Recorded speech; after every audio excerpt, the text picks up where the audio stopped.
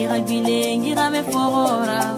Meme baba ninga fala nebe iragile ngirame forora. Imuti mirio kui mede irame kafera. Imuti fefe suude irame kafera.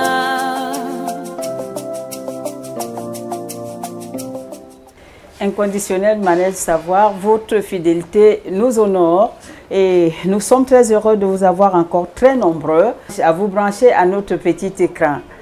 Et merci également de nous ouvrir grandement vos portes, comme le fait aujourd'hui Sa Majesté Aboubakar Bebako Mandeng, chef supérieur de Mbamoua, dans le Vouri, par ailleurs officier d'état civil. Sa Majesté, mes hommages. Merci. Les Méndés? Oui. Ils sont très nombreux. Les Méndés. Oui. Comment vous allez, Majesté? Assez bien. Ouais. Bienvenue à la CRTV, la chaîne que vous préférez souvent et que vous regardez très souvent. Naturellement. Nous sommes des républicains. Oui. Et nous devons suivre d'abord la juste information, la vraie information. Oui. Et qui vient de la CRTV.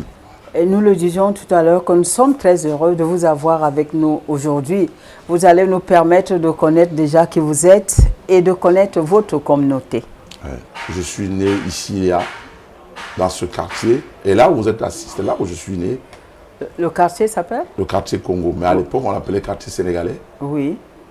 Où je suis né avec bien d'autres personnes qui sont mes frères. Oui. Parce que notre père, Eladj Bako Mandé Ibrahim, ancien combattant de son État, fonctionnaire des travaux publics coloniaux, président du tribunal coutumier à l'époque coloniale ici à Douala, et un autre géniteur. Il a fait pratiquement 20 enfants, et donc je suis le dernier. Oh là là. Donc j'ai des aînés qui peuvent même m'accoucher. Oui. Je peux même en citer si vous le connaissez. Bien sûr. Maître Abdoulaye, par exemple. Nous lui disons bonjour. Voilà, bonjour. Donc, ils sont nombreux. Il y a les Mamadou Kilom, grands footballeurs dans ce pays. Et moi, je suis le point final, comme ils aiment souvent me titiller. Oui. Que je suis le point final. Mais on dirait que tout est resté pour le point final. Hein? Oui, c'est la volonté de Dieu.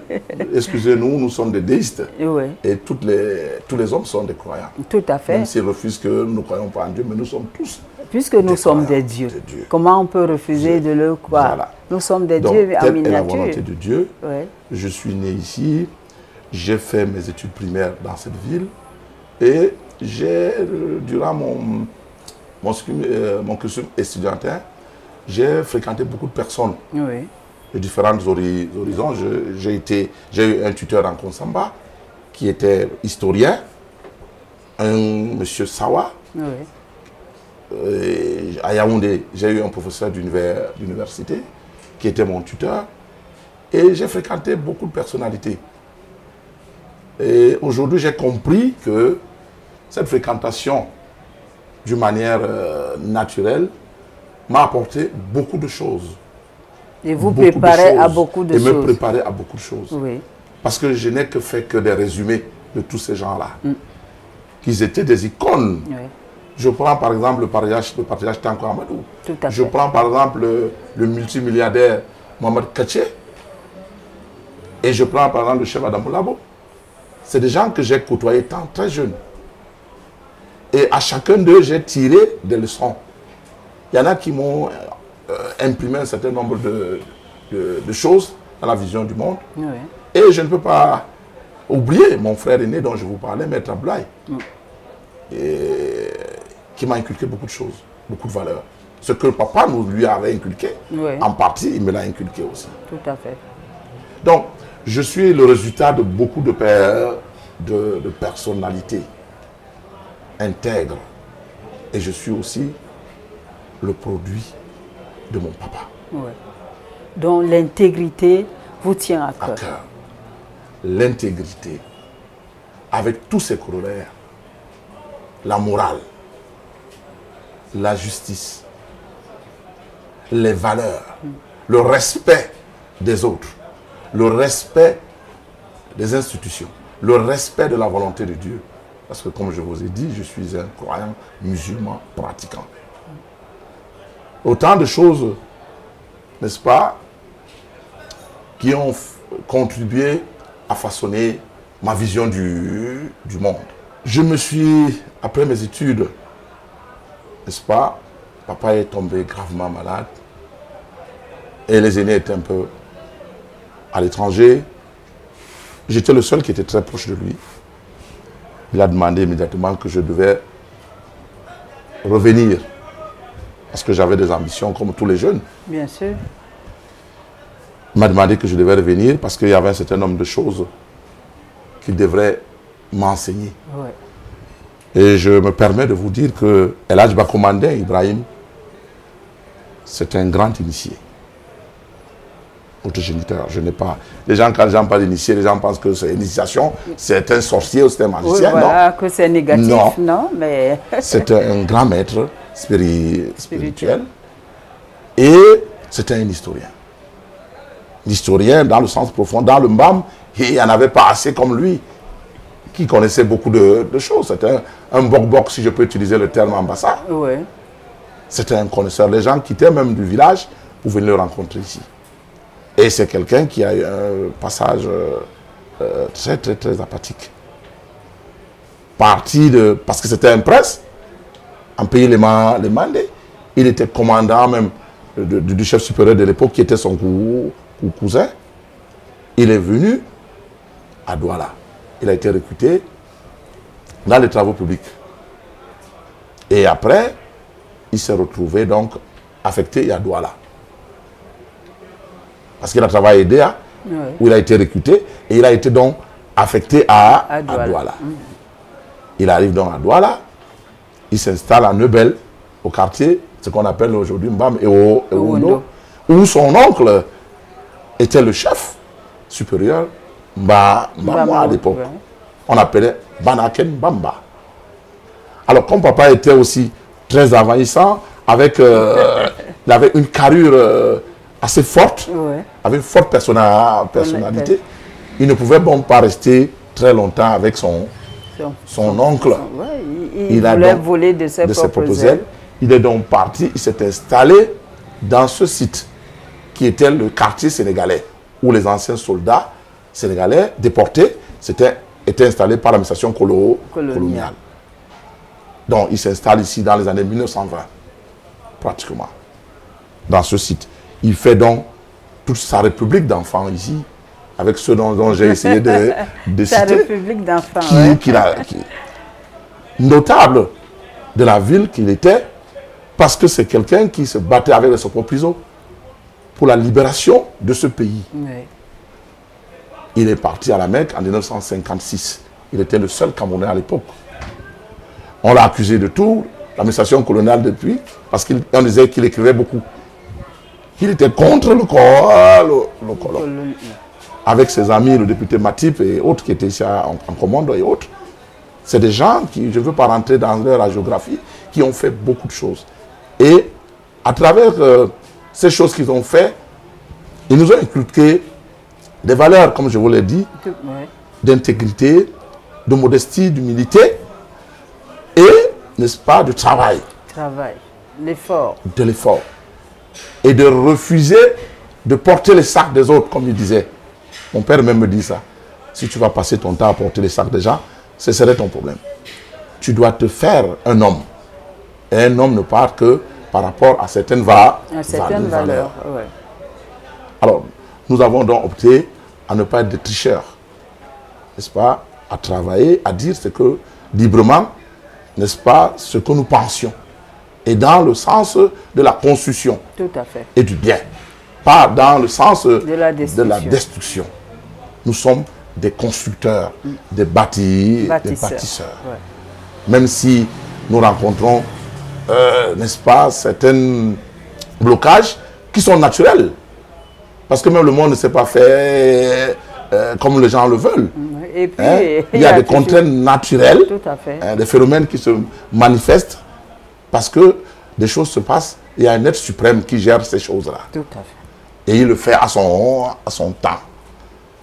Donc, à partir de cela, ce que nous avons reçu, je suis revenu à Douala, après mon passage à l'université, où je suis resté avec papa.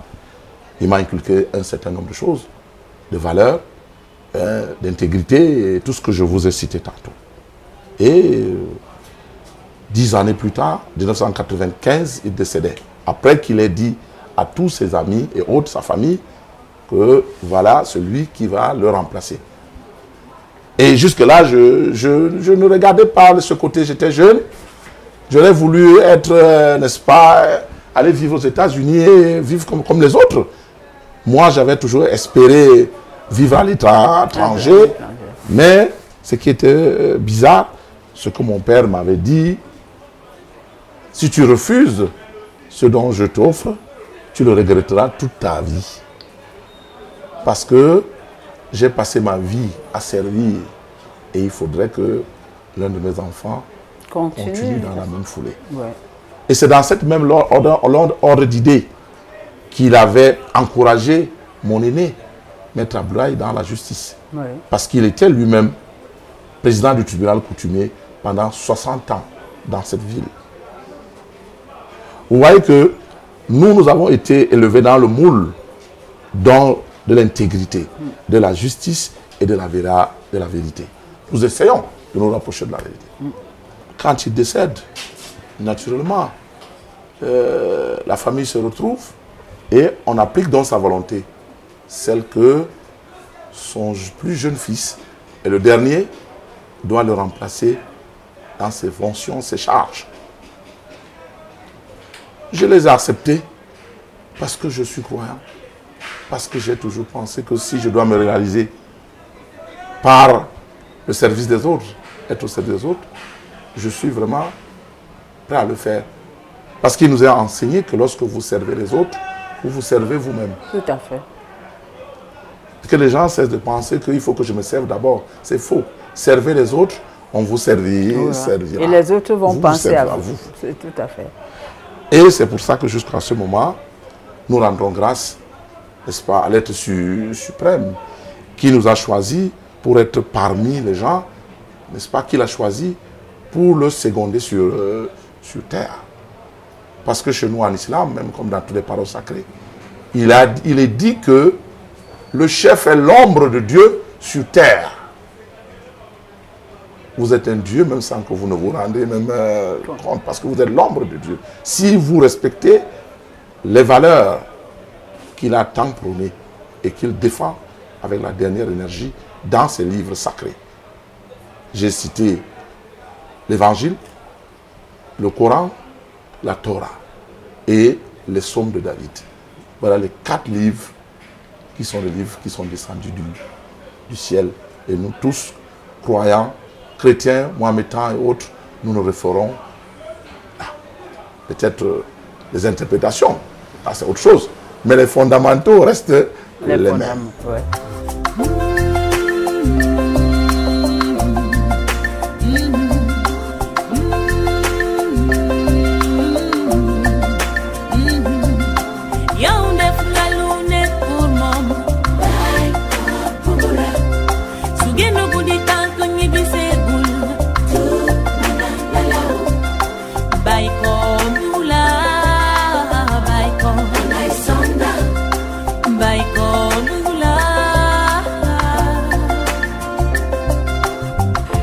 Et Sa Majesté, nous sommes au quartier Congo, ouais, mais qui est très peu connu, hein, parce qu'à Douala, on parle de Deido, on parle de Bonanjo, on parle de Newbel, mais le quartier Congo, c'est quand il y a le feu au marché qu'on entend parler. Qu'est-ce qui se passe?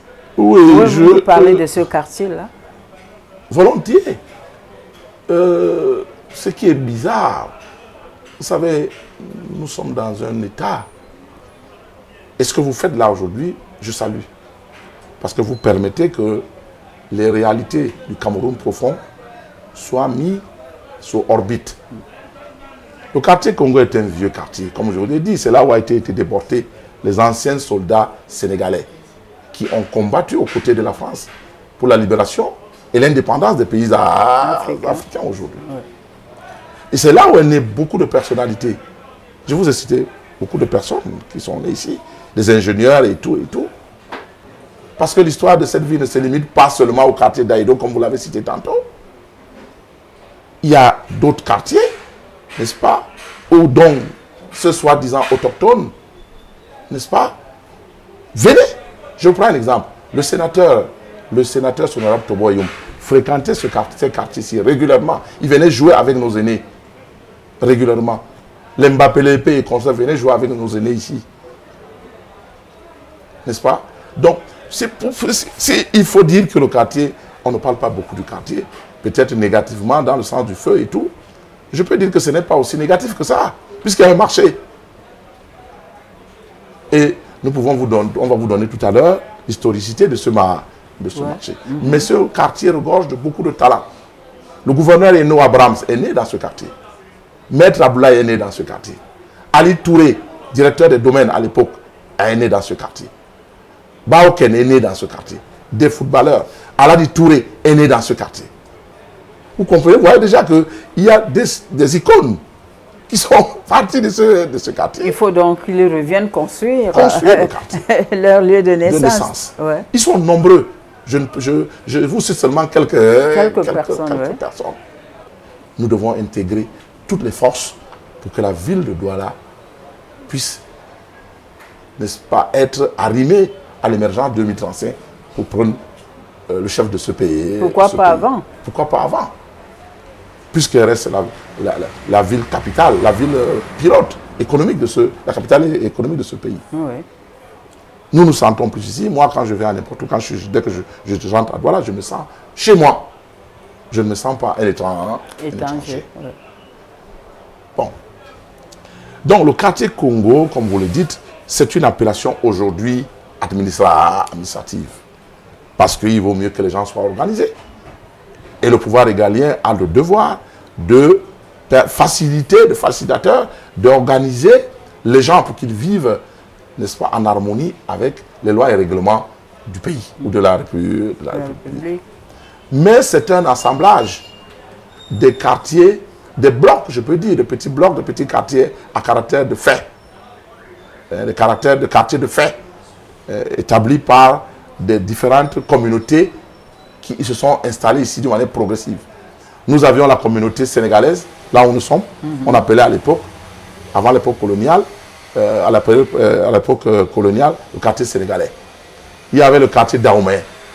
Il y avait un grand chef Parizeau qui était là, n'est-ce pas, qui était installé, qui était par exemple un commis d'administration coloniale, qu'on appelait le chef supérieur des étrangers qui était là. C'était le chef de Dahomey, l'actuel Bénin. Oui. Il y a un autre site là-bas vers le cinéma Cinécam qu'on appelait le quartier ghanéen, Accra. Donc c'est beaucoup plus les Ghanéens d'Accra qui s'étaient installés. Et au nord, il y avait une colonie congolaise qui était installée, là où il y a la Croix-Rouge. Oui. Les Congolais étaient là. Donc, et à l'ouest, à côté de Berthaud, il y a un grand drain là, qu'on appelait Bissousoukou, qui prend son embranchement à partir de la douche municipale. Des gens ont conçu sur le tracé de cette rivière, n'est-ce pas? Bon, les Banyangé se sont installés. La communauté Banyangé a été installée sur le bord. Et là, les autres petites communautés, Aoussa et autres, Foulbé et autres, se sont éparpillés, et Mbamoise. Alors, nous ne serons donc, l'État a pensé, les pouvoirs publics ont pensé qu'on ne saurait vivre d'une manière éparpillée. Il faut créer une seule entité qu'on a dénommée le quartier Congo, à cause, par exemple, du prestige de marché, ce marché qui a été créé d'une manière spontanée. Pourquoi je dis spontané? C'est à la suite d'un incendie du marché central que les autorités municipales ont pensé qu'il faille installer les sinistrés dans ce site. Comme ils l'ont fait, ces derniers temps en occupant la rue Congo par réseau. Ce site, l'État avait dit que, dénommé ça l'avenue triomphale, qui passerait par là pour aller jusqu'à Bonanjo. Et c'est ce site où des grands footballeurs de ce pays, n'est-ce pas, ont fait leur premier pas. En l'occurrence, son excellence, son ambassadeur, l'ambassadeur Etienne Roger Mila. Ouais. Les Baoken, le président Maïbi, n'est-ce pas? Tous ces grands footballeurs-là, Bell, tous ont joué là, dans ce site-là. Mais c'était un site footballistique qui a une très grande histoire. On appelait ça le stade Malam Ibrahim. Cela n'avait aucune connotation tribale. Mais plutôt quelqu'un, un notable qui était dans le voisin du site, qui entretenait le site. Ouais. Alors, comme il fallait respecter les pouvoirs publics, les autorités municipales ont donc pris ce site, ils en ont fait un marché de fait, qui n'était pas conçu suivant les normes, je peux dire des normes urbanistiques, quoi. Hein? Donc, c'est pour ça que de temps en temps, il y a le feu, il y a ceci. Mais ce marché nous a apporté beaucoup de bien et aussi beaucoup de mal. Un message à l'endroit des jeunes, parce qu'on sait qu'il y a beaucoup de jeunes dans votre quartier, et même dans votre communauté. Oui, mon message, comme je l'ai toujours dit, que la jeunesse doit observer, la jeunesse, pas seulement de mon quartier, de ce pays, doit observer les valeurs d'abnégation, les valeurs d'endurance, de persévérer, de persévérance, de savoir que tout a un temps, tout est processus, de ne pas anticiper les choses. La recherche permanente du bien-être, c'est une constance. On ne croit pas que les gens cessent de penser que aujourd'hui, comme on dit, vivre jeune et mourir, vivre bien jeune et mourir jeune. Voilà. Vivre heureux, mourir jeune. C'est pas logique, c'est pas bien. Et c'est ce que nous observons parce qu'il y a une lutte acharnée pour les biens, je peux dire matériels. Nous devons tout faire, n'est-ce pas? Et la vieille garde, l'ancienne garde, et cette jeunesse doit observer ce que pensent les vieux, n'est-ce pas? Parce qu'on ne peut pas se développer sans qu'on ait des bases historiques. Les jeunes pensent qu'on peut faire sans les vieux. Nous disons non. Comme l'a dit le chef de l'État lui-même, qui respecte beaucoup ces valeurs-là. Il y a les aînés dans toutes choses. Tout à fait. Le monde n'a pas commencé aujourd'hui. Mon père me disait, Boubacar, vous croyez qu'on m'a accouché vieux? J'étais jeune comme toi. Hein? J'ai fait tout ce que tu fais là. Il serait mieux pour la jeunesse d'apprendre, n'est-ce pas, beaucoup de choses, surtout les valeurs. Parce qu'après les valeurs, les biens matériaux, n'est-ce pas, vont vous suivre. Tout à fait. Hein? C'est comme les biens matériels sont comme une femme. Lorsque vous courez derrière la femme vous fuit. Mais si vous tournez le dos à la femme va vous suivre. Ça veut donc dire qu'elles sont aussi importantes dans cette communauté. Bien sûr. Hein? Donc nous interpellons que les valeurs morales, la prière, n'est-ce pas, le respect d'un certain nombre de vertus doivent être, n'est-ce pas, leur livre de mémoire, de chevet, pour leur permettre d'évoluer. Mais s'ils pensent qu'ils vont fonctionner tel que nous voyons là, je prie Dieu que Dieu nous aide. Si nous sommes ce que nous sommes, parce que nous avons suivi et écouté les parents. Nous ne sommes pas des milliardaires, nous ne sommes pas en d'argent, mais on est fiers d'être ce que nous sommes. Parce qu'on nous a inculqué des valeurs d'intégrité, comme je vous ai dit, de modestie, d'humilité et d'être libre. Vous voyez que je suis libre. Je n'ai pas de complexe. Et je demande à ce que la jeunesse doit travailler. Vous voyez, notre devise de l'État du Cameroun, c'est quoi? Paix, travail, patrie. Ouais. Nous devons, n'est-ce pas, nous appesantir sur la paix, la recherche permanente de la paix, et que nous aimons notre pays. Aimer son pays, c'est faire des sacrifices pour ce pays. C'est ça l'amour. L'amour, c'est le sacrifice. Comme les parents l'ont fait. Ouais. Et travailler permanemment pour que nous tous, le pays émerge, nous émergeons avec le pays. Comme nous disait quelque part notre frère et grand frère Martin Kay, que l'amour se vit. Ouais. Hein, ça se manifeste, mais ça se vit. Ça se vit, voilà. Oui. Voilà. Donc, dans cet amour-là, voilà, on vit à travers les œuvres, à travers les actes. Voilà. Est-ce qu'on peut conclure cette émission par une petite prière. Parce que c'est que vous êtes un homme de Dieu. Je ne suis pas un homme de Dieu, je suis un esclave de Dieu. Je suis un esclave de Dieu. Je ne suis pas un homme de Dieu. Les hommes de Dieu sont là. Je suis un serviteur de Dieu. Je m'efforce. Je vais me rectifier que je m'efforce à être un serviteur de Dieu. La prière, c'est que Dieu descende sa paix dans notre pays. Qu'il ait pitié de nous. Parce que nous sommes des pécheurs et des malfaiteurs. Parce que le diable nous a emportés. Le diable, c'est quoi? C'est cette matière-là que nous aimons tant. Que nous tous nous aimons tant. Parce que même moi qui vous parle, j'aime aussi l'argent. Mais pas aimer de l'argent pour aimer l'argent. Ce sont des choses qui doivent se mériter. L'argent doit être au service. Et non qu'on soit au service de l'argent. On en a besoin pour résoudre des problèmes d'ordre matériel. Mais pas seulement parce qu'à tout prix, il faut que j'ai de l'argent pour écraser et ses frères et ses sœurs et ses amis. Hein? Et les autres membres de la société. Ça, ce n'est pas de l'argent. Que Dieu bénisse ce pays. Que Dieu descende beaucoup de choses dans ce pays, qui est le nôtre, qui aide la jeunesse, qui protège ce pays, qui sauve le pays de Boko Haram et de ses adeptes, qui tournent leur cœur, qui protègent ces soldats qui se sont sacrifiés, qui se sacrifient chaque jour pour que ce pays continue à fonctionner. Que Dieu fasse en sorte que ce chef de ce pays, je ne dis pas de passion politique, je le dis parce que c'est ça l'enseignement. Priez constamment pour le chef, pour qu'il soit un bon chef pour vous. Je formule mes prières à ce patriarche, ce papa, ce père qui est le père de ce pays, le chef de ce pays, son excellence Paul Biya. Que Dieu continue à le protéger et l'aider dans les charges qui sont les siennes. Nous savons qu'il n'est pas là seulement, il n'est pas là pour l'argent. Il a dépassé ce stade, ce cap. Il est là parce qu'il aime ce pays.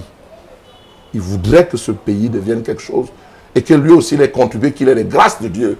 Parce que je sais qu'il est incroyable. Nous tous qui avons été éprouvés par Dieu, élevés pour servir, nous savions que nous avons des comptes à rendre au Très-Haut, qui est le chef des chefs. Et chacun se bat à son niveau pour que les comptes soient bonnes. Et je sais que si on peut lui faire confiance, beaucoup de choses vont aller. Mais d'abord, comme disent les historiens, changeons nous-mêmes de mentalité.